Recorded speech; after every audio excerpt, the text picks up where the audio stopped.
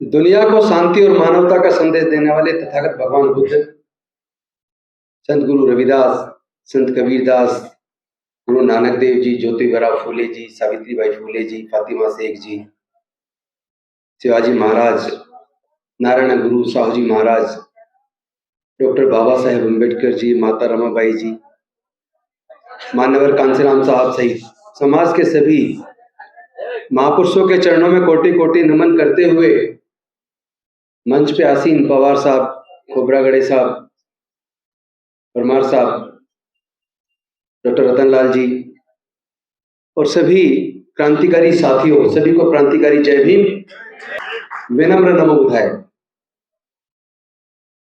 अभी रतनलाल जी मेरे मित्र, उनका अपना अंदाज है अपनी बात को रखने का और इंटेलेक्चुअली वो कोशिश करते हैं समझाने की कि सबको केवल नौकरी की तरफ नहीं जाना चाहिए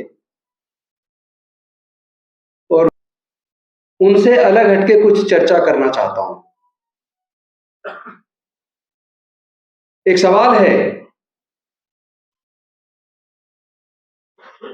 उस सवाल का जवाब हमें और आपको खोजना होगा।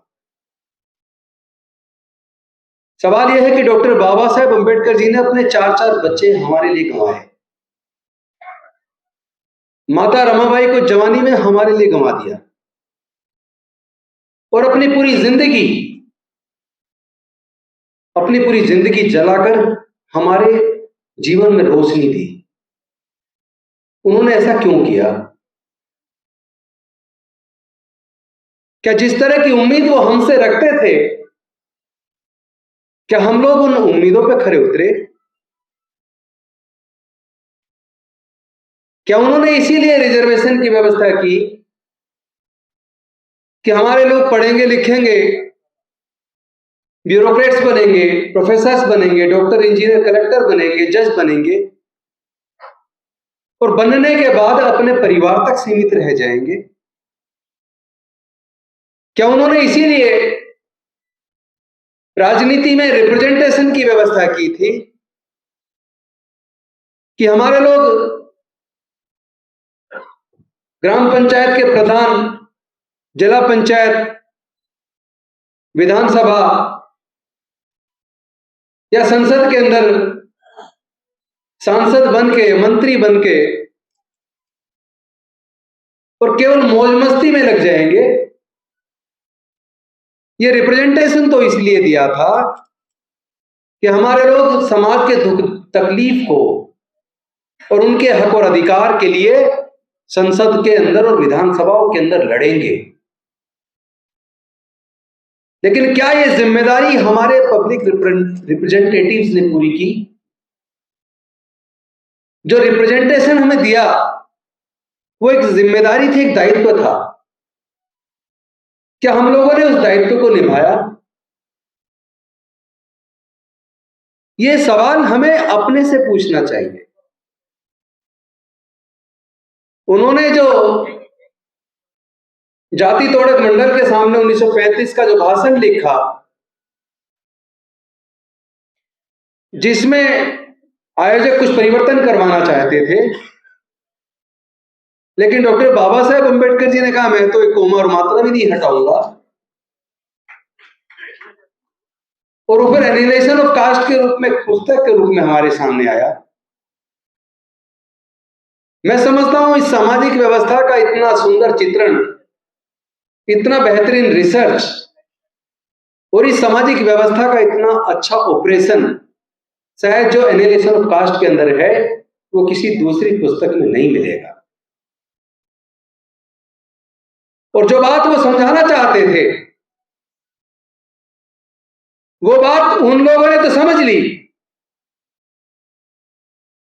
जिन्होंने उस सामाजिक व्यवस्था का निर्माण किया, लेकिन वो बात उन लोगों ने नहीं समझी जिनको वो समझाना चाहते थे। वो लोगों को बताना चाहते थे कि तुम देश में 88% होने के बावजूद हजारों साल से गुलाम क्यों रहे, उसके कारण क्या है। उस कारण को समझाने का उन्होंने प्रयास किया और उस बीमारी का इलाज करने का प्रयास किया, लेकिन जब वो उन्हें लगा कि इस बीमारी का इलाज होता नहीं दिख रहा, तो उन्होंने खुद उसका फिर निवारण का रास्ता निकाला। और वो रास्ता था कि जब तक जातियां जिंदा रहेंगी तब तक जातिगत उत्पीड़न भी जिंदा रहेगा। हम लोग अगर जातियों को जिंदा रखेंगे तो हम लोग जातिगत उत्पीड़न को जिंदा रखने के जिम्मेदार होंगे। वो ये बताना चाहते थे कि हमें इस पर चिंतन करना चाहिए कि ये जातियां किसने बनाई और जातियों को बनने से किसको फायदा हुआ और जातियों के बनने से किसको नुकसान हुआ।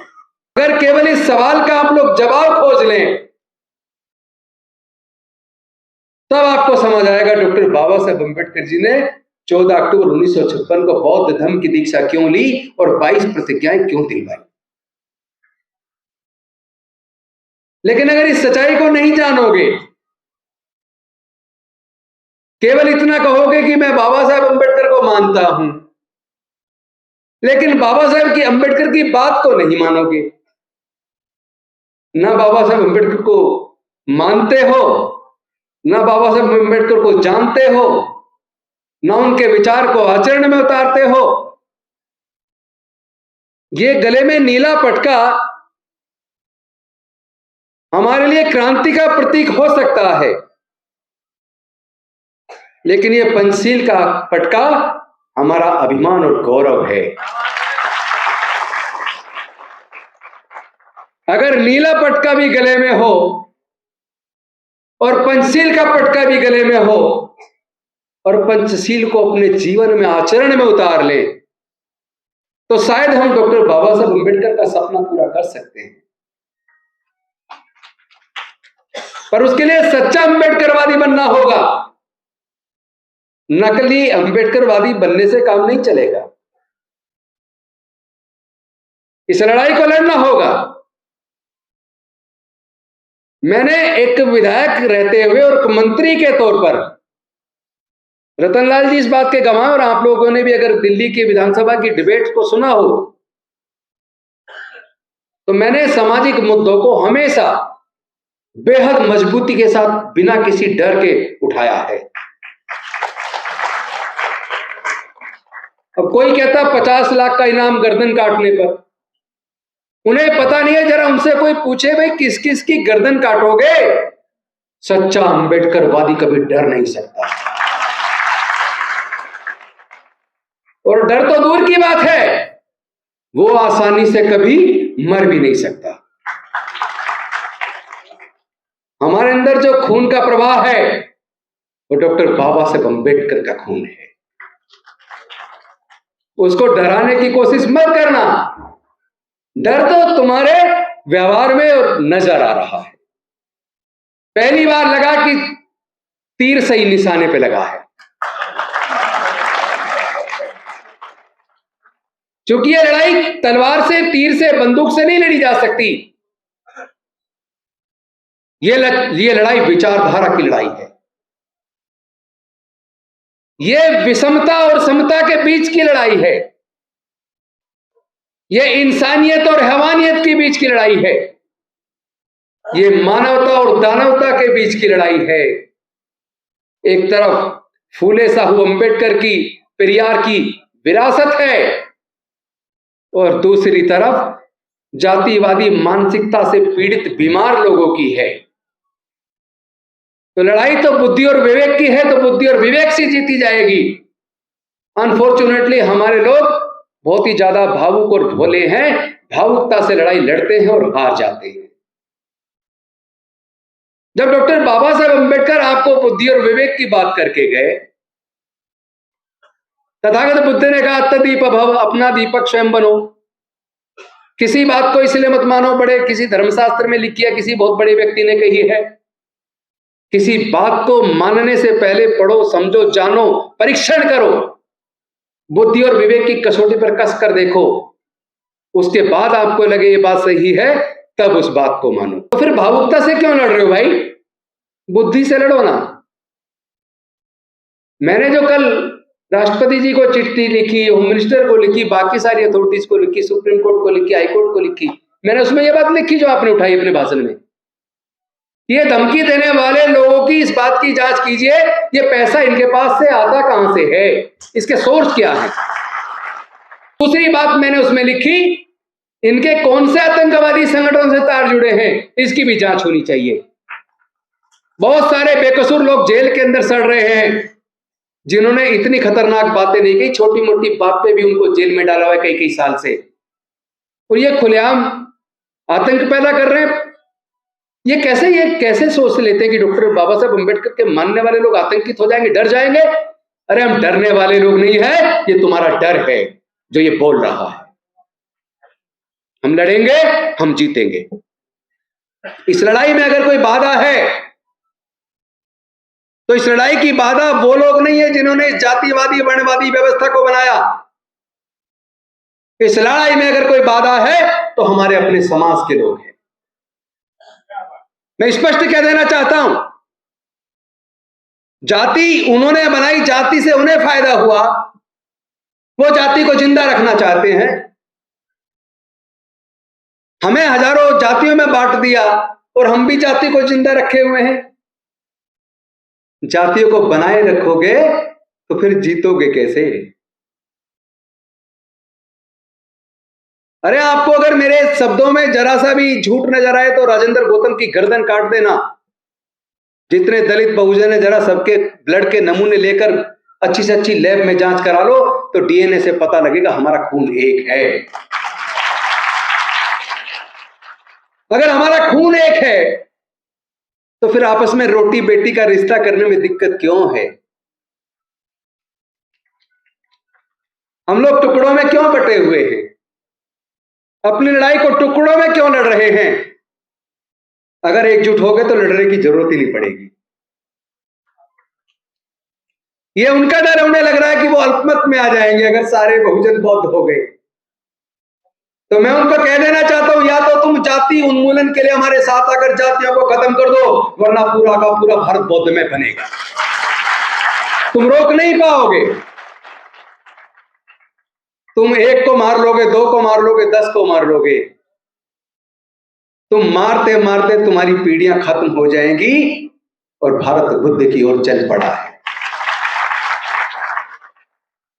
हम लोग कोई कमजोर लोग नहीं है।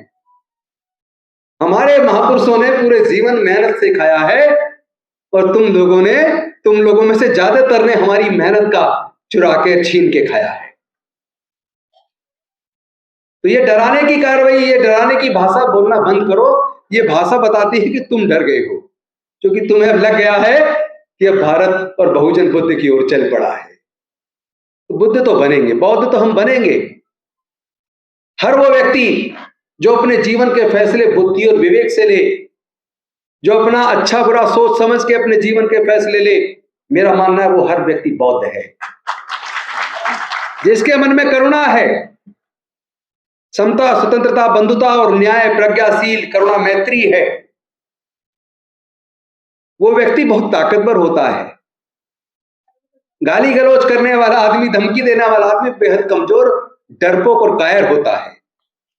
हमारे लोग डरपोक और कायर नहीं है। जो लोग 16-16 घंटे काम करके, मेहनत मशक्कत करके, हजारों साल की गुलामी के जंजीरों को तोड़कर यहां तक पहुंचे हैं, वो लोग डरेंगे नहीं। उनको समझ आ गया डॉक्टर बाबा साहब अम्बेडकर क्यों भारत को बौद्ध में बनाना चाहते थे। उनको समझ आ गया है कि जिस प्रकार एक व्यक्ति अगर बीमार हो जाए और पता चले कि उसने गंदा पानी पिया जिसकी वजह से उसको पेट में इंफेक्शन हो गया, तो वो गंदा पानी पीना छोड़ देगा, दवाई लेगा और ठीक हो जाएगा। लेकिन अगर कोई व्यक्ति ये जान ले कि जिस पानी को, गंदे पानी को पीने से बीमार हुआ है, वो दवाई भी ले और गंदा पानी पीना ना छोड़े, तो क्या वो ठीक हो जाएगा? नहीं होगा ना। तो समझ लो हमारी बीमारी का कारण ये जातियां हैं।